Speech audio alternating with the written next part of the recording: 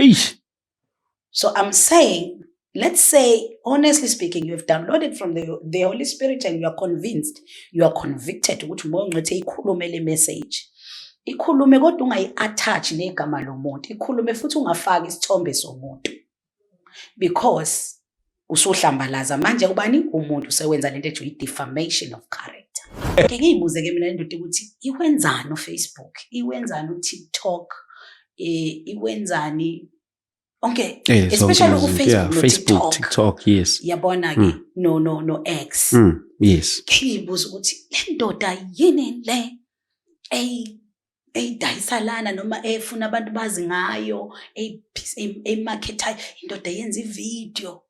Indoda yenza ivideo khuluma indoda, my goodness, Lord have mercy.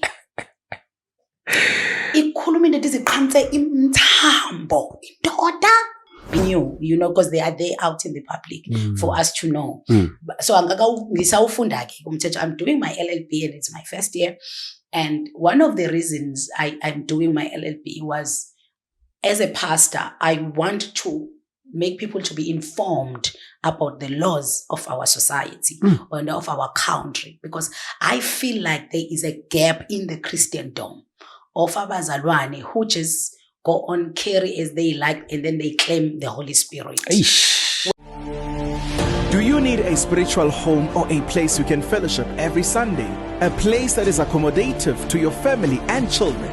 Look no further. Join us this Sunday with Apostle Nanda at Prayer Center Midrand. The time is 8 a.m. to 10 a.m. The address is 519 New Pen Crescent, Halfway House, Palms Office Park, Midrand. For more information, contact 076 1045 863 or 084 711 0060. Or visit us on Facebook, Instagram, and X at Pastor Nanda Ministries. Come and experience God's power in His Word as Christ is revealed. Siyabingelela igama lika Jesu Kristu waseNazaretha. Thank you so much for tuning in. Igama lami ke ngo-ST wakwaDlamini, mfana wale emakhaya. Siyabonga kakhulu bafethu ukuthi njalo masuke sinicela ukuthi nize la ukuthi khona into esiyidiscussayo la nivele bafethu. Lena ke ishow yabazalwane umzalwane ulawo sendaweni right kakhulu. Before we even start the show, I would like us to pray and even pray along with us wherever you are. Father, in the name of Jesus Christ, we give you honor. Ngegama lika Jesu Kristu waseNazaretha, we pray your Father, uNkulunkulu wethu oyingcwele, ukuthi konke nokwenzakalayo uNkulunkulu makube ludumo kuwe.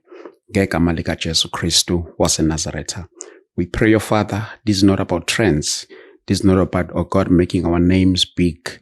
In the name of Jesus Christ, uNkulunkulu omuhle, uNkulunkulu oyingcwele, but umsebenzi wakho Lord through these waves. Ngegama lika Jesu Kristu waseNazaretha. Amen. Mama sibingele. Sabingelela kakhulu Dlamini. Unjani? Sabingelela kakhulu Dlamini kanye nababukeli bonke bethabane ST Media. Kuyo yonke indawo lapha baxhumene khona nalenkundla yakho. Ngiyabonga kakhulu mama, uyisibusiso. Ngempela. Esikhulu. Siyabonga. Abantu abazi ukuthi waba nesandla esingakanani in my ministry ekutheneni ukuthi ikwazi ithi ngifika ngisuka emakhaya zohlala la kwaba nento engiyifisayo ukuthi ngathi ngayenza. Waba ne contribution enkulu ekutheneni ukuthi abantu abazi abanamhlanje abanye babona nje ST not knowing the contribution that you have made. Ngakazi wana umuntu oyi1 ufika la eThekwini. Thank you so much. Ngithi angiveze kubantu nje bazi. Siyabonga kakhulu Dlamini. Sibonga uNkulunkulu osisebenzisayo ukuba sibe sibusiso kwabanye abantu. Yes. Nabantu singabazi nesuke sibazi. But it's all God who does that. Ukuthi akwenze ube a channel of blessing kwabanye abantu for udumo lwakhe. Uyacabanga ukuthi ukuba we didn't support you back then naze nafika emshadweni. Eish. Nomntana. True.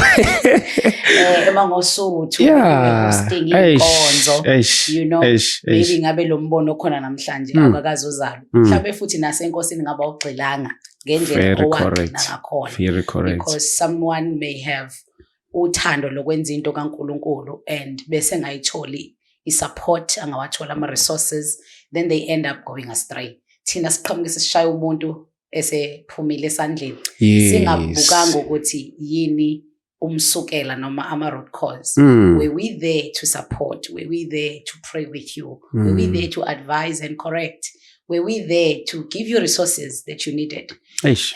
Umsebenzi wabo wonke umuntu omzalwane okwenza njalo ukuthi uma kukhona umuntu onombono noma umuntu othile ukhona nje athi akanawo umbono umsiza abe nombono, umsiza avuleka amehlo. So I believe ukuthi uNkulunkulu has designed all of us to be interdependent to one another. Ingakho engekho umuntu who is whole, ngekho umuntu ongadingi umuntu. Wonke umuntu udinga umuntu. And uNkulunkulu kwenze ngamabomu lokho ukuze sikwazi ukuthi sisizane, futhi nawe wazi ukuthi awuyena umuntu bengekho abanye abantu. isiZulu ke sangakithi sithi umuntu ungumuntu ngabantu. Thank you so much baba, siyambonga kakhulu uNkulunkulu ngabafowethu iplan le benitheni content zoyivula la ethe ukuthi yes, okay, cool.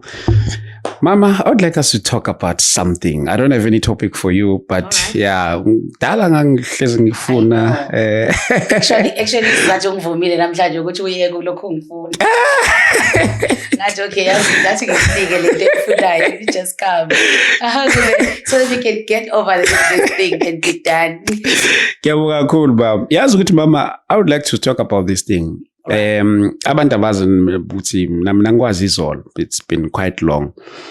Ku social media where waba nama critics amaningi, right, whereby people like will criticize you kwezinye izinto uthola ukuthi ba criticize vela bazi into oyiyona, abanye ba criticize futhi abayazi ministry yakho, ubona abantu ba creator ama topics athile ngawe kwesinye isikhathi. Ngifuna ukuchecka la ekuthenini ukuthi wena yourself, I'm trying to lead you somewhere ngale question le ekuthenini to wena yourself, how do you deal with ama critics aku social media, because yeah, you've been through them. Cool. I am still going through them. And I can bet you would, even with this podcast, they will find something to say. Yeah. I think when, as Pastor Lungi am, I'm a human being. You see, this is my belief. A person is in threefold. Is in Trinity like God. It's God the Father, the Son, and the Holy Spirit. So I strongly believe that, and it's my conviction, or what my in Genesis 1:26, let's make man in our own image. He was saying, let's make men to be just like us. So if God is in Trinity, then a human being, every species is in Trinity. Sure. There is a human. Umuntu is a spirit that dwells in a body and possesses the soul. So umuntu ungumoya. Uhlala emzimbeni. Bese banomphefumulo. So umuntu is in Trinity. Now your soul is your emotions, your brains, and so forth, your feelings, right? So sometimes when people speak about you, answering your question directly, the soul you is affected. You know, the soul you, your feelings, your emotions, it affected. It gets affected. Uyalimala. So umahluko ukuthi la ulimala enyameni emzimbeni, because awushayiwe udumo lwengozi. Kodwa ushaya udumo lwengozi emphefumulweni wakho. And uthola ukuthi your spirit then is having a great flowing relationship with God. That the spirit you, because the spirit you must always supersede or must always be dominant than your soul. Umuntu ufaneka holo umoya. Ufaneke umuntu ngoba ngithe umoya kube iwona oyileader, like in Godhead. It's God the Father who is leading, like you know. So no muntu, the spirit you must always lead you. So if umoya wakho is in good relationship, the spirit you have a good relationship with God, and you are flowing in that relationship with God, it then helps you ekuthenini the soul you mangabilimala, the spirit you imbambe soul you ikwazi ukungenelela kwi-healing yama emotions, kwi-healing yama feelings. Then people see you smile in the body you. Yeah. Then they think ayikho into ekushayayo kanti ikhona ziyakushaya, but you get that healing. And secondly, you feel pain. You feel pain. And secondly, njoba uma ngabe ulimele emzimbeni, uyahamba uye clinic, uye kudokotela afike akubhandisha isilonda lesi. So kanjalo uma ulimele in the soul you emphefumulweni, there are doctors that are prescribed, like your therapists, your psychologist, even the psychiatrist. These are professionals that deals with the soul you, your emotions. So I'm one person who subscribe. I have a therapist. I do see my therapist almost every month, once a month, because even nomsebenzi engiwenzayo kaNkulunkulu ukuba umfundisi ngihola abantu nezinto abazixoxayo ezinye ziba heavy on my soul, you know, and then I will have to go and sit down with someone who's professional who will help me heal. So that has always been, and it's helping me each and every day. I think the issue abantu true or not true, that is irregardless. But when people speak about you, it affects you. Wokuzwe ena dlamini makuthiwa khona umuntu okuhlebile. Ifike nje inhlebo angisho into ekwi-social media uzoyibona. Ngisho inhlebo nje uxoxele ukuthi usibani behleba uthe ngawe. You see ukuthi leyo nto ikulimaza ngakanani. How much more into ozoyibona umuntu eyisho, whether uyisho kwi-podcast or uyisho kwi-video ayifakiwe social media or uyisho kwi-comment section about you. It does affect each and every individual. Wonke umuntu uyalimala in their soul, in phefumulweni wakho, their emotions, they get affected. I do get affected in my emotions. But as I'm saying, I found remedies is to keep my relationship stronger with the Holy Spirit, is to go and seek the professional help with my therapist. And those are the things that I do. And how am I then coming up from those things and triumphing? One of the things that I have learned with ministry that I did not learn, angifundiswanga lezi zinto ngathi kuthiwa ngizoba umfundisi. Futhi angiyifundiswanga ngisho nangesikhathi engiqala ukuzama ukufunda ngeziBhayibheli. Futhi angiyifundiswanga lezi zinto nabahamba phambi kwami, nomfundisi ababayingikhulisa bangifundisanga lezi zinto. Futhi angiyifundiswanga mhlawumbe ukubona umfundisi wayengihola ngisebandleni ngisawumzalwane engakabe umfundisi. Angifundanga lezo zinto. So there are things ozifunda kwi-journey yokufundisa. One of them is to have a thick skull. It's one of them is to have a thick skull. You just learn it through the journey. So this means you learn it through izinto ezenzeka kuwe. Zikufundise ke ukuba neskin esiqinileyo. So I have a thick skull, and having a thick skull, it may be misinterpreted, because once you have a thick skull and you have confidence in yourself and you are self-aware, there is no one or nothing that can bring you down. And you learn to stand for yourself. And then you can be misinterpreted as arrogant person, prideful person, what's not, you know. But you are not all that. You know, you just developed a thick skull. And you know who you are. You know who you are. You're self-aware, you know, and you're confident on who you are and what you carry. And you've seen it in your life, or helping other people's lives, changing people's lives. So you can't be defined, therefore, by what people say about you. One of the most painful thing, khona into engayibona nje ku social media, uthola kuzo kwakubulawe inkukhu. Makubulawe inkukhu, le nkukhu inamachwane ne. Makubulawe inkukhu bese lamachwane bese aba stranded.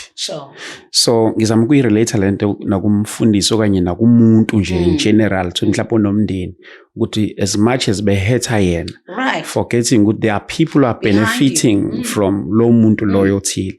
So ngizama ukubuya nakulento le, ngiyazi ukuthi ku social media zonke lezi zinto abantu kulula nje ukuthi bakhulume ngomuntu isinoma kanjani, not knowing ukuthi there are people who are benefiting from the very same person lo abampashayo indlela thizeni kanjani. Mama ngokwakho ungathini ikakhulukazi even nakubazalwane nje in a area of respecting a person's name, ikakhulukazi nayo okwazi ukuhlonipha igama labanye abantu. Yo, ST, I think in these days, into yokuqala ngiyicabanga ukuthi kumele siyibuyisele kithina as abazalwane. Mhlawumbe nje into yokuqala ubuntu. Yeah. Ngoba ngicabanga ukuthi kulahleka ubuntu. Yeah. Ngoba ubuntu nje ungakholwa. Ubuntu buthi awukwazi to go around and bashing another person. Njengoba kade uchaza ukuthi abanye abantu banemindeni, abanye abantu banabantwana, abanye abantu banabantu ababenefita kubona, abanye abantu ba role models, abanye abantu bawosise bawobhuti emakubo, bawobaba emzini yabo, bawomama emzini yabo, bamadodakazi, bamadodana kubazali babo, banabafowabo, banodadewabo. So ubuntu nje abuvumi ukuthi ungahamba uhlambalaza igama lomunye umuntu. Mhlawumbe efanele sibuyelwe ubuntu. Ngiyacabanga ke ukuthi ubuntu bulahlekile. Yeah. Bube replace ngoba there is no vacuum in the spirit. So every time there is a space, something else will come in and replace that space and take over that space. So ubuntu sebulahlekile. Ngicabanga ukuthi therefore into esingathi siyayibuka yenzeka, singasho sithi ubulwane. Singathi ke umuntu mayilahlekelwe ubuntu, umuntu uba nobulwane. Ngoba akekho umuntu onobuntu ongahamba edicelela amagama abantu phansi noma igama lomunye umuntu phansi noma ehlambalaza igama lomunye umuntu. Ubuntu usuke bungasekho okokuqala lokho. Okwesibili, siphila eNingizimu Afrika noma siyabazalwane. Yeah. Enomthetho sisekelo, the constitution of the country, which is the highest law. Yeah. Enikeza ama-rights to abahlali bonke base South Africa. Yeah. Yeah. I think uma ngabe ubheka i-constitution chapter 2 we-constitution ya South Africa inama bills of rights athi wonke umuntu une-right to freedom of religion. Okay. Belief and opinion. Yeah. Right? So uma chapter 2 uthi wonke umuntu une-right to his or her religion. So section 9 uthi equality clause ayivumi ukuthi discriminate umuntu on grounds of their beliefs, opinions or religion. Now you can't be going around therefore in that South Africa that is ruled by the highest authority, which is the constitution, and udicilele amagama abantu phansi ngenxa yokwehluka kwezinkolelo zenu. Okay, I get you. So you are infringing that person's right. So ngamanye amazwi usuphule umthetho eSouth Africa. Ngoba ukuthi uDlamini ukholelwa kwinto mina engingakholelwa kuya kunginike ilungelo lokuba ngilimaze ilungelo lakhe lokuba ne-freedom of religion. Akungenzi futhi ukuba ngihambe ngihlasela igama likaDlamini ngenxa yenkolo yami ukuthi imelene nenkolo yakhe. You understand?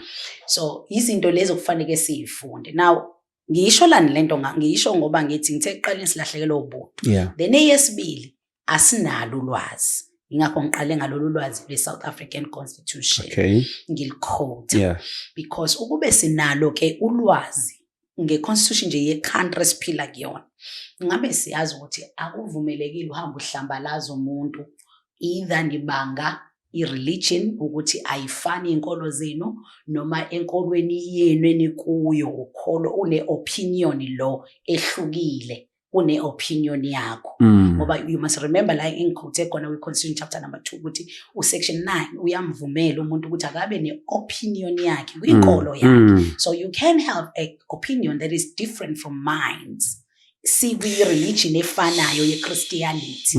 But umthetho sisekelo wezwe awuvumeli ukuba ungidicilele phansi uhlambalaza igama lami ngenxa ye-opinion. So ulwazi ke kakhulukazi kithina bendlu yokukholwa lunokushoda, ngoba ukube belungashodi besizokwazi ukuthi sengephula umthetho ngalento engiyenzayo. So lo engiyenza kuye unelungelo ke lokungithathela ama steps asemthethweni ngokomthetho.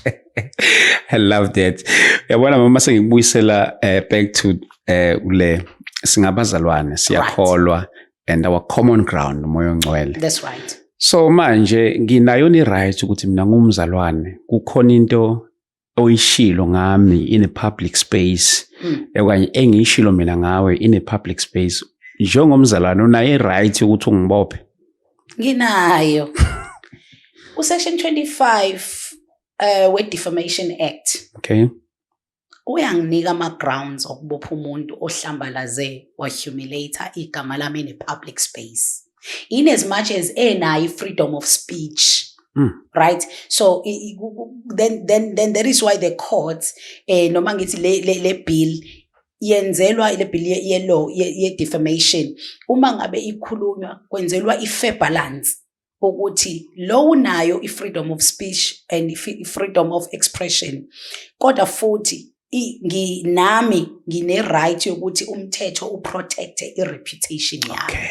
Okay. Yabo? Okay. So yingakho ke mase kuyokhulunywa uthola ukuthi by the way I'm studying law this year, right? I'm doing my LLB. I'm doing my LLB UNISA. So angakayifundi kahle umthetho I'm a scholar. Ingakho ngikwenza disclaimer. But these are the things that I just knew, because they are there out in the public for us to know. So ngisawufunda ke umthetho. I'm doing my LLB and it's my first year. And one of the reasons I'm doing my LLB was, as a pastor, I want to make people to be informed about the laws of our society and of our country, because I feel like there is a gap in the Christendom of abazalwane who just go on carry as they like and then they claim the Holy Spirit, where else they are infringing other people's rights. So isikole ke sishodayo kuba sifundiswe noma sizifunde lezi zinto ukuze singazitholi sesinyathela amakhono abantu okwephula umthetho. But makumoya ngcwele ngitshelile ukuthi hayi must warn people about something that is happening, and leyo nto leyo the very same message maybe mhlambe ngokomthetho is against. Ngithi ST ngicabanga ukuthi nje sisakhula sasifundiswa nje ukuthi umoya ongcwele isijenhle. Ngiyakhumbula nje usafundiswa ukuthi umoya ongcwele ngizomuzwa kanjani, usakhula nje ensindisweni. Umoya ongcwele ngizomuzwa kanjani, sasindiswa ke back in the days. I was born again in 1996. I was in my teenagehood. So sasibuza ke thina abantu abadala, umoya ongcwele ngizomuzwa kanjani mafithiwa he is gentle. He speaks with a gentle voice. Now the gentleman Holy Spirit that was introduced to me, I know akasona idlwangu. I know akasona isiqhwangqhwangu. I know umoya ongcwele ukuthi angeke aze angenze mina ngibe isidlwangu nesiqhwangqhwangu ngoba ngithi uye, right? Because ubuqhwangqhwangu phela ukuthi ngihambe ngiyohumiliator in public ngoba umbuzo wakho usho njalo. UDlamini ngimhumiliate in public ngithi bekusho umoya ongcwele. Ngikhumbula ke back in the days mina ngoba ngakholela e5 ukuthi kwakuba khona umkhokheli kwakuthi uma kukhona into umoya ongcwele ayikhulumile udonselwe eceleni kuyokhulunywa nawe. In fact ebandleni esakhula kuwona thina nesasifellowship nesasikhonza kuwona kwakuthi uma ngabe uyintombazana ungena unganqwazile ekhanda ngoba kwakukholelwa kakhulu kuleyo yinto unqwazi ungena unganqwazile wawungaveli ugqokiswe iduku enkonzweni phakathi in the public eye wawudonsa okuphunyelwe nawo umkhokheli eminyango bese ufika ugqokiswe iduku.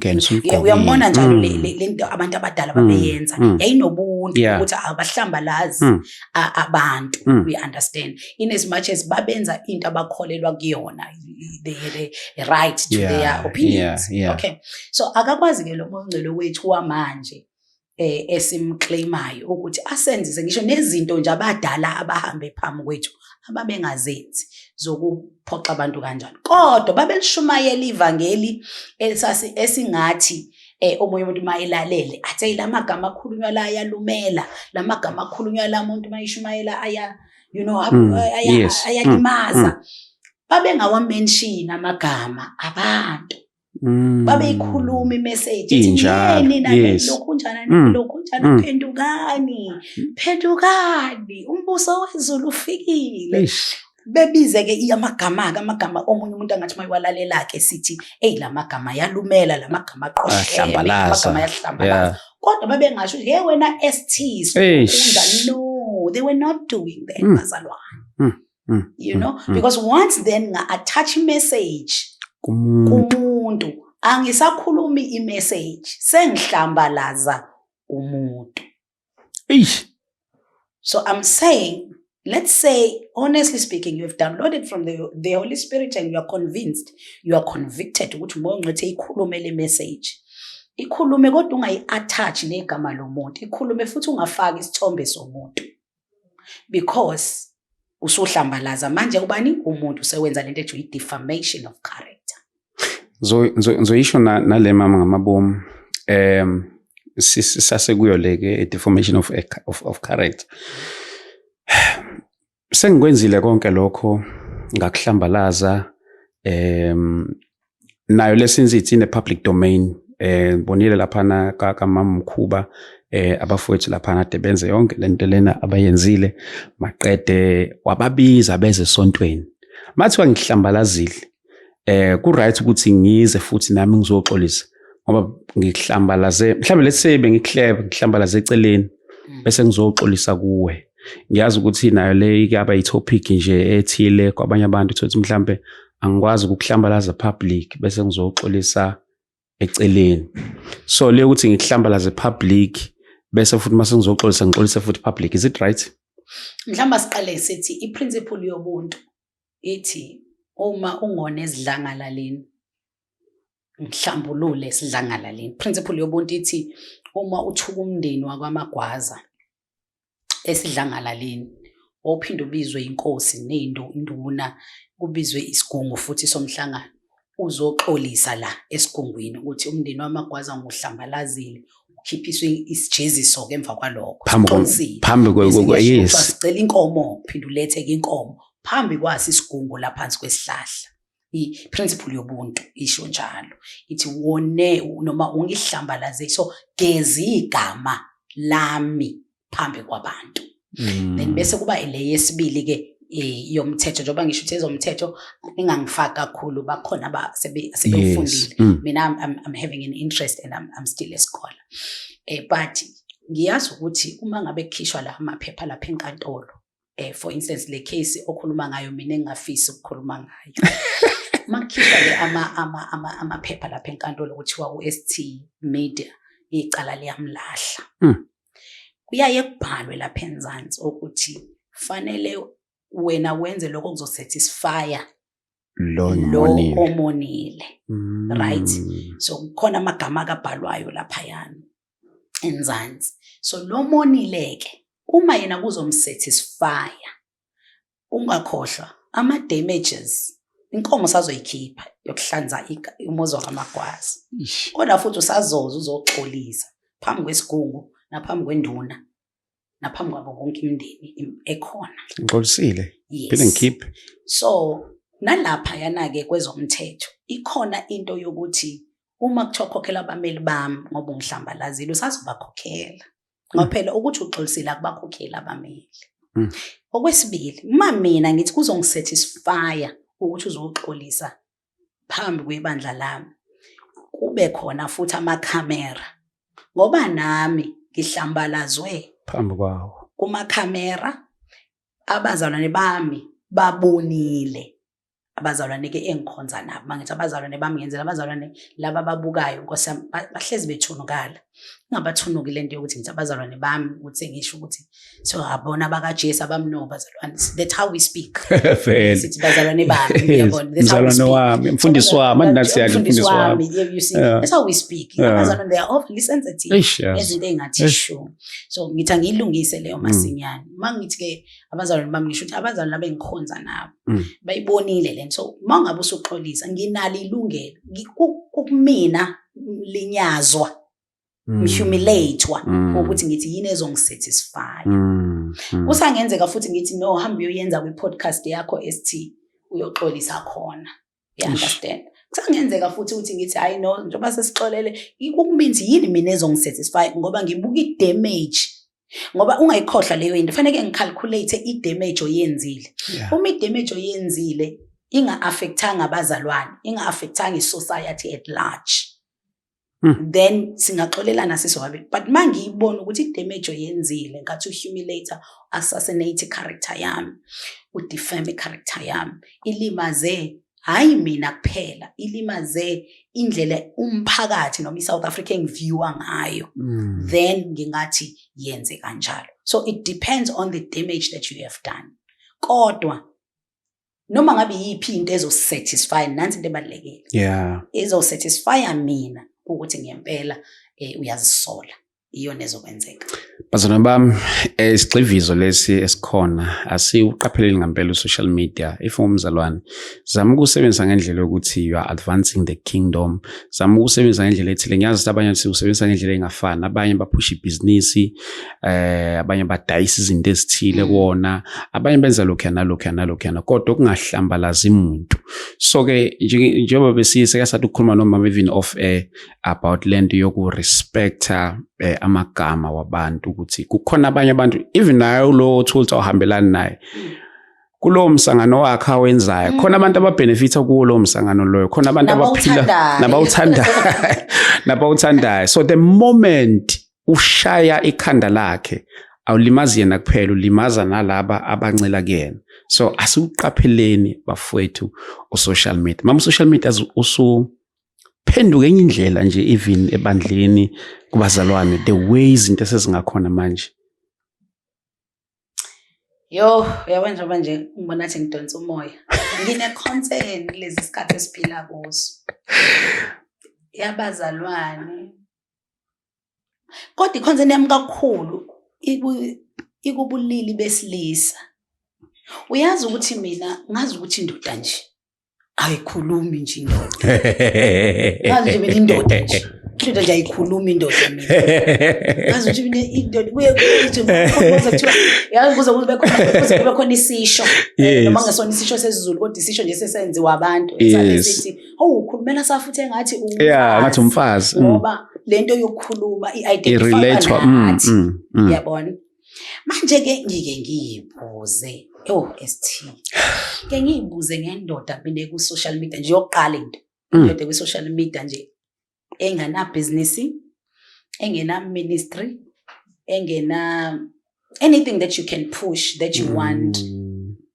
abantu uba bayazi that you are advertising that you are marketing that you just want people to know about ke ngiyibuze ke mina indoda ukuthi iwenzani uFacebook iwenzani uTikTok iwenzani okay especially Facebook TikTok yes yabona ke no X yes ngiyibuza ukuthi le ndoda yini le eyidayisalana noma efuna abantu bazi ngayo emarketayo indoda yenza ivideo yenza ivideo khuluma indoda my goodness Lord have mercy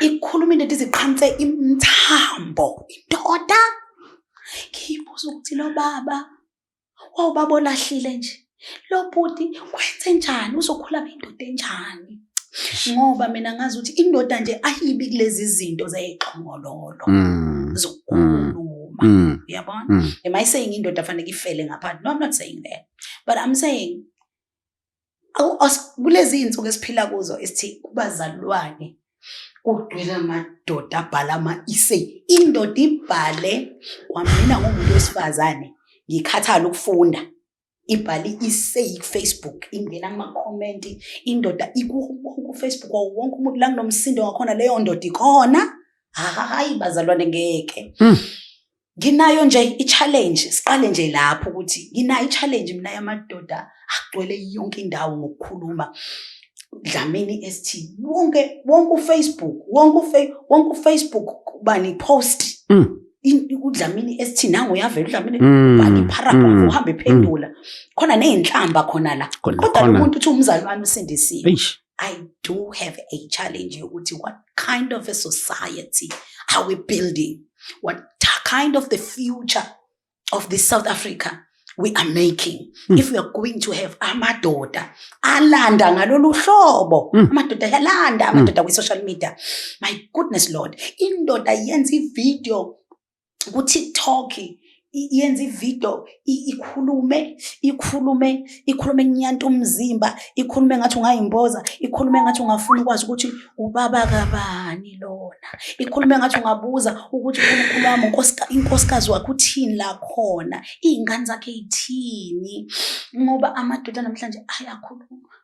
Hey, angiphathi ke lawe sinawo la kaMsindisi. Bangcwele. Hey madod. Awu. Ulaze lafa elihle kakhulu.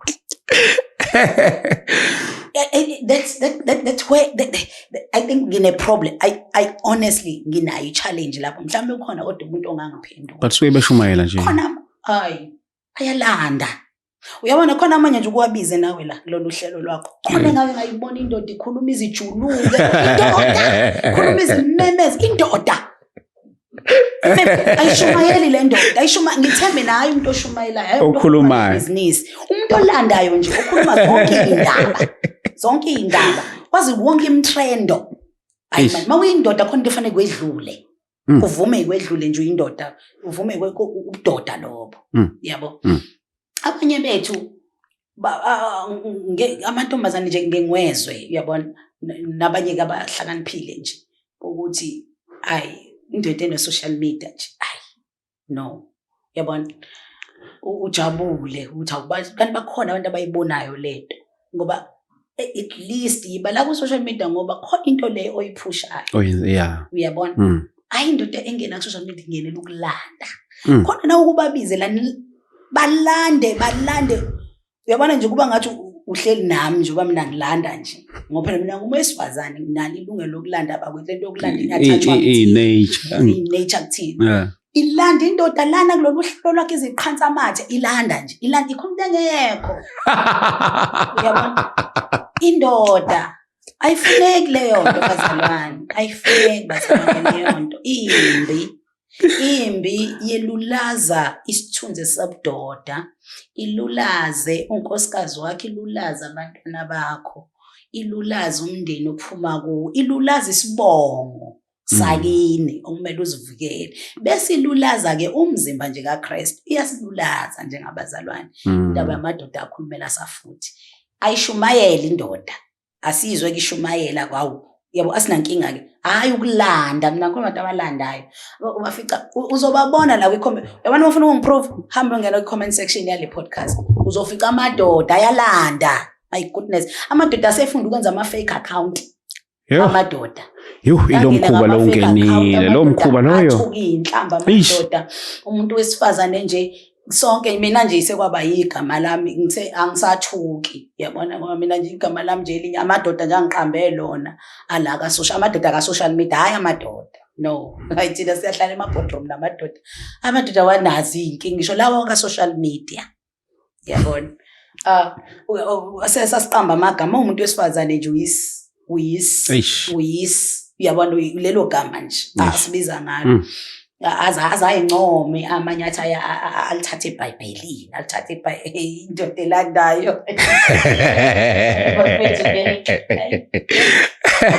ama differences nje naye mhlawumbe usuke eveza umbono wakhe ikakhulukazi phela ayikho into enza umsindo kakhulukazi njengabama kakhulukazi le amaduku amabhlukwe abesifazana abashumayelayo zonke lezi zinto izona phela isumsindo kakhulu ST uyazothi abehloniphenga nje indoda ebekumbona ithule ibeka ima-facts ayo ithule. I'm not saying amadoda must agree nabantu la angavumelani khona nama-opinions abo. I'm not saying that. Yeah. I think I've made my point very clear ukuthi wonke umuntu une-right to very correct opinions. Yeah. I'm not saying, but I'm saying amadoda kawayeke ukulanda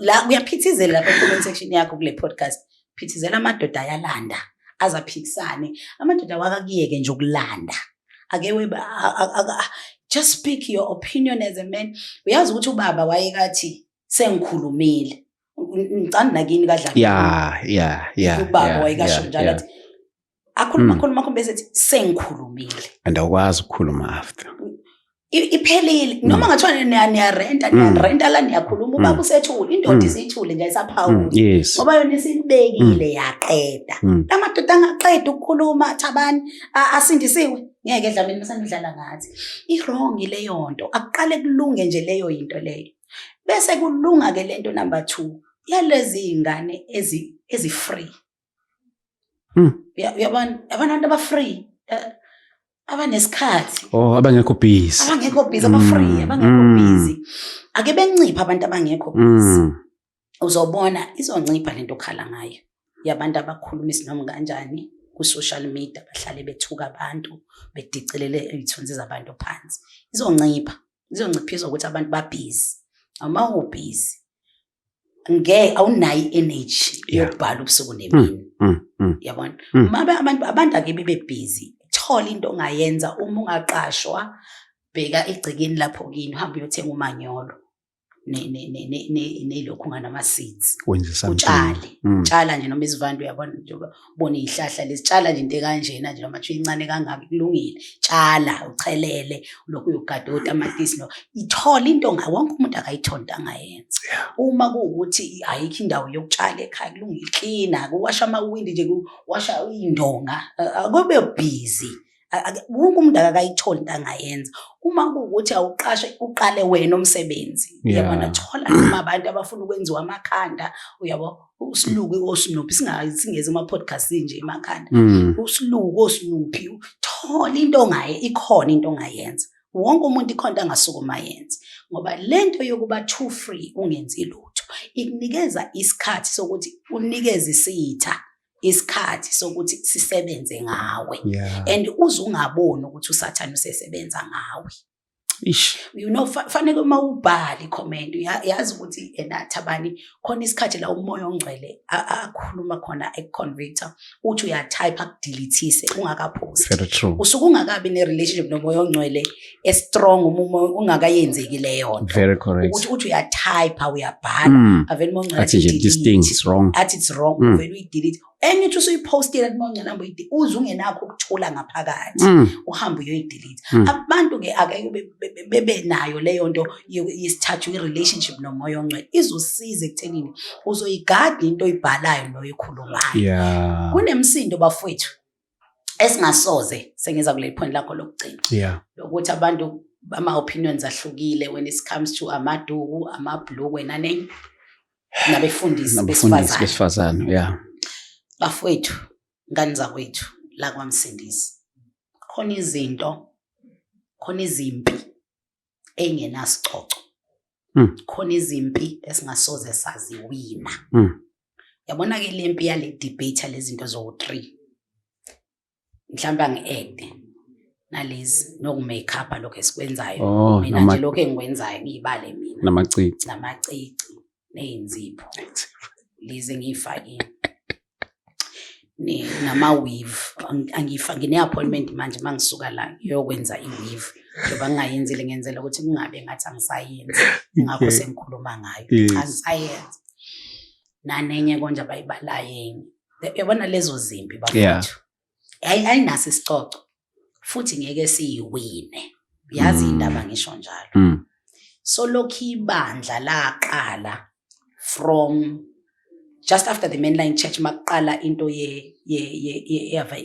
ye-revival maqala into ye-revival kungena o-Pentecostal movement yabo ilazi aqala khona-ke lezi Pentecostal movement eqala lapho o-Faith Mission o-Evangelical o-Assembles then o-Assembles o-Gospel those are Pentecostal movements kwamuva ibandla yabo lama-split nje lokhu wabona enzeka ama-movements enzeka namabandla ehlukana kubangwa lezi zinto uyabona kwangena i-movement ye-charismatic you know waqala-ke manje kwaba khona these charismatic ama-ministries ama-international yabo kwakhulunywa isingisi kwadanswa isingisi njengoba manje sikwi-movement ye-kingdom Ish. Sikwi-movement manje i-kingdom movement la khona amabandla ethu awo-kingdom bani talk about kingship, rulership, dominion. Sikuleyo movement. Lezi zinto lokhu zaqala ukubangwa laphaya makuphunywa kwi-Pentecostal ngenwa ko-evangelical kobani bani.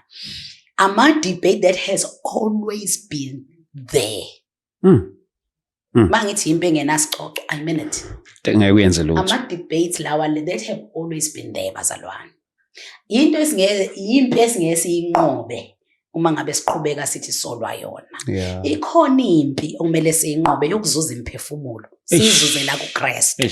Nanso ke impi okumele ngabe siyayilwa. Ngoba leyo inesicoco. Lena yalezi zimvo ezahlukene nama-belief systems, nama-school of thoughts, nama-doctrines, local church doctrines ahlukene. Angeke siyinqobe leyo mpi bazalwane. So it's just a waste of energy, waste of time, waste of resources to talk about it. Hence, I said to most people who have been inviting me to talk about women pastors and stuff, I said, I've talked about this. I'm tired. Big time. I've talked about this. Ngikhathele ukukhuluma ngayo. So it's either umuntu uyamukela noma akayimukeli, yimpi engeke iziphele lena. Ngikhathele ukukhuluma mina ngokunqwaza amaduku nokunganqwazi. Ngiyakwazi mina ngiyanqwaza mangithanda. Ngiyanqwazi mangingathanda. Awunqwazi ngoba kuyizwi, unqwaza ngoba uthanda. Ngoba ngithanda. Uyabona? So akuyona into engalungi ngihlala ngiyidebate leyo. Indaba yebhluke, those are debates bazalwane angathi yimpi engenasicoco. Awasinikezi any crown. Nansi impi eyokuzuza abantu sibazuzela uKristu. Ayo-expand umbuso kaNkulunkulu. Yona mpi kumele ngabe sonke sithathe ikhali siye empini siyolanda abantu nampa abantu bebhubha. eSouth Africa nje iyodwa.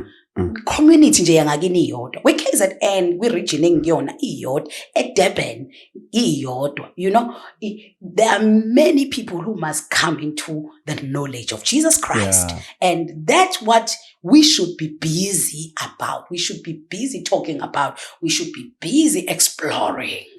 We should be busy being deep and having revelations about. Not these things. Because angeke leyo mpi bazalwane siyinqobe. Different folks for different sithini isingisi hayi sangibalekela bengifuna ukuza ngoJoji ngizophuka ngawo.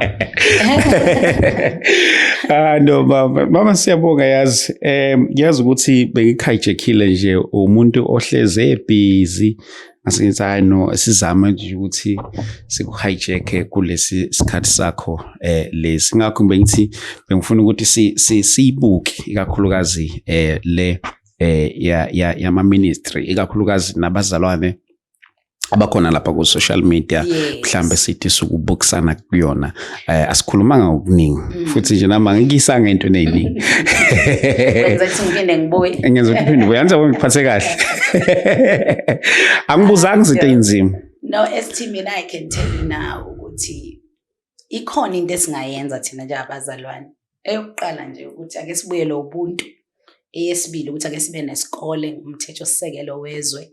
Nezomthetho, the law that governs the country. Asibe naso isikole asifundeni ukuthi uthini umthetho sisekelo ukuze singathi silwela ivangeli. Singathi masiboshwa abantu besibophela ukuthi sibahlambalazile bese sithi siboshelwa ivangeli. Awuboshelwa ngivangeli, uboshelwa ukuphapha. Uboshelwa ukuphapha. Uhlambalaza abantu uyaphapha. Awuboshelwa ngivangeli.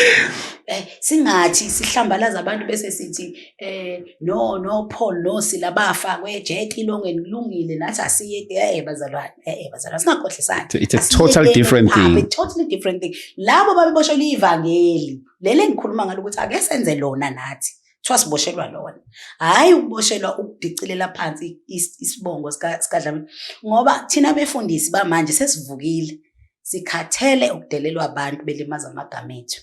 I'm one of the people that have my lawyers on speed dial. Yabo.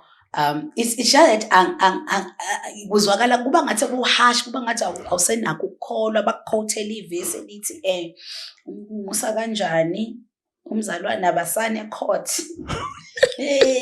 Bese ngiyabuza ke ukuthi okay bangcwele ngiyalizwa-ke ivesi-ke lithi abazali asiqale silifunde ngenhla. Yes. Yabona ngoba nangenhla balifundanga njalo ukuthi lithe sheshe uyilungise indaba nomuntu angazi akuse ekhona. Qale lasho njalo.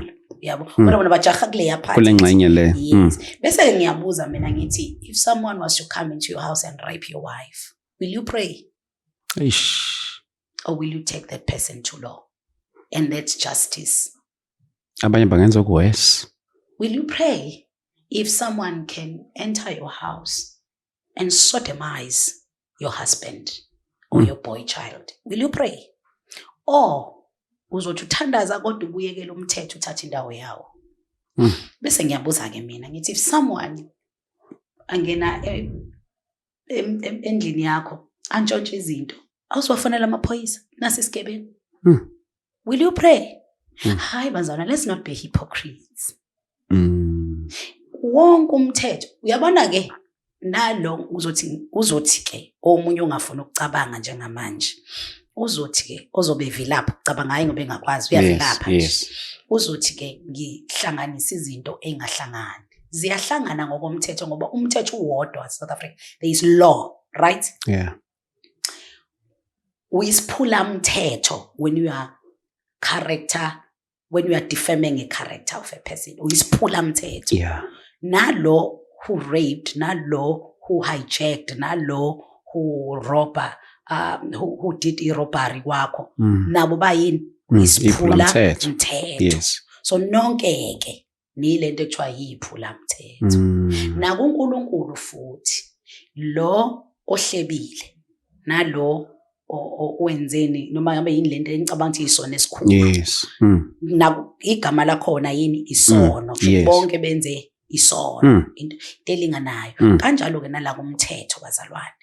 Mawudefame i-character yomuntu uyisiphula umthetho. In as much as there is civil law, there is ban law, but konke ulo egcineni. Right? So uphula umthetho. Isijeziso sakhona yes ngeke sifane nesalowaya ozobhadla mhlambe ulife.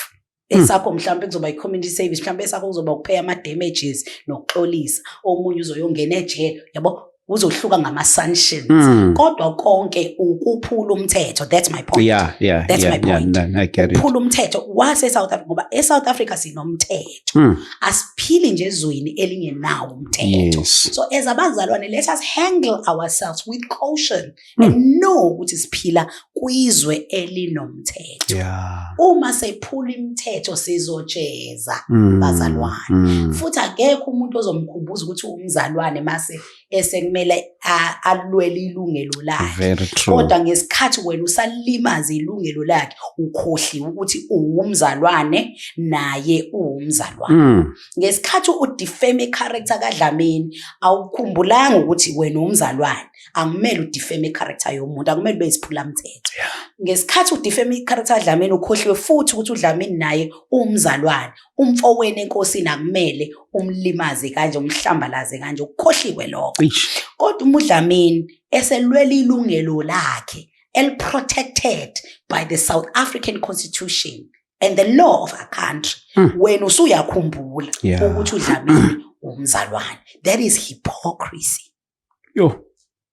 Sure. Bafowethu lapha emakhaya sicela ukuthi siyibambe la namhlanje ngakhulukazi umama uzosivakashela naseGoli. There's a goal uzosivakashela. Soon. I believe soon because we are busy with renovations because we are opening a branch in Johannesburg yaseKelemai. So wow. I'll be that side. Yes, I'll frequent that side. Wow. Well, my address will be confirmed. No. So I'll confirm once we are done. Okay. With all the logistics then when we are ready to start. Phela sigcina uthenga ibhilidi la eThekwini. Isakuphethe kahle ibhilidi. Isakuphethe kahle ibhilidi lakho. Don't think we are busy too.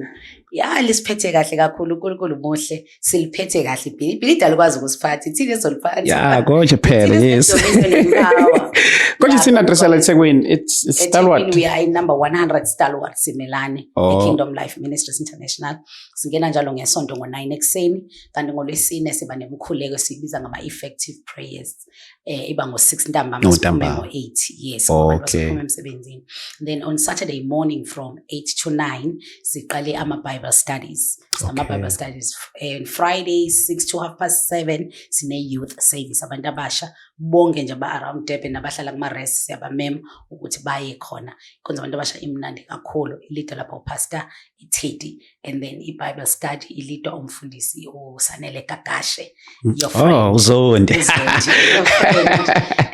Bible studies empandla mbiza ngempandla then we have our Sunday victory service every Sunday from 9 to 12:30. I must say it's a very good place. It's a very warm house. It's a very good family, full of people who are alive. Abantu abaphilayo. Kumnandi kuba se Kingdom Life ngiyakuthanda ukukhonza khona. I think May we'll have a live shoot la eThekwini but nisazama ukuhlanganisa isihloko esobe sithi cela ukubuza nje kusona kancane sithini leso sihloko umjolo uyisona kubazalwane yini umjolo ukuthi nje sithandane how can mhlambe sengaba ukuthi phela ke siyo interpreter kanjani but umjolo I think that is why ngibuza ukuthi yini umjolo uyabona manje uyilanda ekudeni once waba ne definition yomjolo then you will know ukuthi isono noma isona so kwamanje awunayo answer ukuthi uyisono noma isona ukuthi ngokwakho yini umjolo lo obuzayo uthi ukuthandana ngithi mina how can ukuthandana then kube isono mina nawe nje ukuthi sibe sebudlelwaneni kodwa asikashade angithina sibelieve ekutheni ukuthi kumele sishade manje nizoshada kanjani ngakaze nibe sebudlelwaneni that's a question anti phakathi kumele ngikuboniswe lento yokuphupha lento phela kusukuphupha nisho leyo nto noma yo lokho nje ukuze sibe sebudlelwane nokhona ukusilidele ebudlelwaneni angazi bafethu mhlawumbe yimi engichaza kabi yini tell you ST because I do no longer speak about my marital status. I think I didn't come about my marital status 6 years ago. So people don't know really what is happening in my life. And I like it like that. You know why? Because I just took a New Testament approach. Uyamazi unkosikazi kaPeter. Hayi lutho. Uyamazi unkosikazi kaJohn. Lutho. Yazi babe ningane at least. No. Exactly. So I just took that approach in my life. Ukuthi nje kunga there is no need. It's a New Testament approach. Like there is no need for you to know. Like why should you people know? You know, I just took that approach there anyway. So I think I just heard about. Mhlambe, hey, boss, lapha kuma emails ami.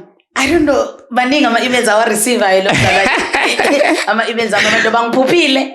Kusho sholo ukuthi uNkulunkulu uthi angishade nabo bonke labo bantu abangiphuphayo ekubeni right ayibonjani and God knows so mina nithi abantu abangabe nobudlelwane bavele bashade bephuphene yes hey ST ayakuyona yami leyo nto so le ukuthi sithanda ne right le asisi sona mina ngazi ukuthi ukuze nikwazi ukushada kumele nibe nobudlelwane you can marry someone you don't have a relationship with that you don't know come on somebody kanti mina mangibonisiwe kube nomuntu ozolokho esikhapha masihamba siyothenga izinto alokho ekhona up until sizeshade wenzani lona ukhokhela bani amabill lona ugibela nani nase restaurant masiyodla out uyothatha ukhokhela bani kwenzakalani ngaye cha shilo phela nje yakhe impilo imile yini like akekho busy yena if I was on a realistic like I'm asking general question. I'm not saying abantu bangakwenzi. I'm not saying that. Yes, I'm just yes. It's not my portion. You speak for yourself. It's not my portion, but I'm curious to know ukuthi lo mzalwane lo lokho ehamba nani wesithathu ne akana ma plans yena ngempilo yakhe if you guys because lento eniyenza nini kusuke kuyi plan enayo ukuthi okay we've planned that this week so yaphiphisa yokwenza ukuthi so yodla out or so yothenga lo mzalwane yena nganayo iplan yempilo yakhe uhlezi egadi plan elindi plan yenu ukuze naye abe neplan Come on, Bangcwele. Only for this time. And then ukhokhela ubani ama-bills wakhe yena. I'm sure insizwa phela ngithi ready ukuthi ishade. So thini? Nase nadlala ngo-brother. So ngamanye amagama Cha nadlala ngo-brother. Fanele azakhokhele lo umuntu ngoba ufuna ukungishada. Hayi ngizonidlala ngo-brother ke lapho. Angazi kodwa ke phela ke njengoba ngishilo different strokes for different folks. Sho ngamanye amagama utshela sisona. Bafethu siyeza la different strokes for different folks. Awusisi sona. Mina engikwazi ukuthi abantu ukuze ngikwazi ukuthi bayashada noma ngibashadise noma abantu bashade kufanele babe ne-relationship. Yabo. They need to know each other better. They won't know each other best because umuntu uyakhula usuku nosuku and umuntu uyamdiscover each and every day. Umuntu unama-layers njengo-anyanisi, you know. But at least you must know a person. So I believe that you can only do that if you are in a relationship. But am I saying abantu abajole kudepend ukuthi uthi yini umjolo. Ingakho ngiqale ngabuza ukuthi yini umjolo. So I'm not saying abantu abajole ngokwe-definition yomjolo wakho. Yabo, so umuntu kumele aqala wazi umjolo ukuthi yini iqala umjolo, then bese ke ngicabanga ukuthi leyo nto yena enzobe niyikhuluma kufanele niyidefine ukuthi yini umjolo ngoba ngicabanga ukuthi abantu abaningi balimala la kwi-definition. Yes, very true. Ngoba kuba ngathi abathi abantu abajole kuba ngathi bathi abantu bayolala bengashadile. Abantu yabo kuba ngathi intombi ayibe nama-boyfriend kuba ngathi basho njalo. Abathi abajole abathi abangajoli kuba ngathi bathi abantu abavele baphuphane bavuke bahambe nalo muntu wenu-ke besithathele imkhokhelayo ngena life ogadi life yini and then mase bayashada. So I define ukuthi yini umjolo. Hayi nosisiza lapho bafowethu mase siyenza niqala nisichazele yona ukuthi uyini umjolo and then mhlawumbe abantu bazokwazi ukuba nezimpendulo ezithile ukuthi hayi no after sekuchaza ukuthi umjolo yini then bese bephendula. Why fanele abantu bazi ukuthi uyisono noma usona isono? Angithi phela ukuze mabezokhona ukuthi bazi-engage entweni abayaziyo ukuthi injani. But khona ezinye izinto wena esithefane siwa-trust nje ama-local churches ethu bazalwane nani sengikhuluma nani la ncanthi amazwi ami okugcina lawo. Kumele siwa-trust ama-local churches ethu nje ukuthi aneyimfundiso nabafundisi bethu uNkulunkulu asilethele kubona. Ane siba-trust nje ukuthi baneyimfundiso ezi-right for thina ngoba there is why you are in that particular house ungekho kwelinye ibandla. Kwenza kulelo nje ngoba lo mfundisi wakho u-right for you. Mangabe umfundisi wakhe ethi akube khona wesithathu angisho yazi mina iyangiconfuse lento yomuntu wesithathu ngibuze eminingi because mina in the house engikhonza kuyona asinayo leyo nto but thola ukuthi in the house wena okhonza kuyona ninayo leyo nto so nina niyakwazi nokuyidefine niyayazi ukuthi lezi imali iqhamukapi zokukhokhela lo muntu niyazi ukuthi lo muntu yakhe impilo isuke ingamile yebo. Mina ngizoyithatha ngokuthi lo muntu it seems as if life yakhe imile life yena eqhubeka yena it's unfair to this person kufanele ukugade life yena because in our house we don't have such rules, you know. But I think it's different strokes for different folks. Wonke umuntu la khonza khona in the church in the local house okukhonza kuyona kuneyindlela nezinqubo zakhona. Mina ngithi trust ayona ngoba ukhonza lapho yabo. Themba yona ulandele yona ngoba ukhonza they know abantu abadala bayibekile leyo mgomo leyo ukuthi bayibekele ukukusiza kwini. Those would be my words. Mom, Pastor Longem, thank you so much. Siyabonga kakhulu mama for coming. Siyabonga kakhulu uNkulunkulu ngawe. Si ready ke for wena eJoburg. Amen. Lena ngihlanganyela nana eJoburg suke isikhathi sami sokugcina nje siphelile. Siliyafika manje hayi isikhathi sami sesilimited. So ke siyabonga kakhulu mama.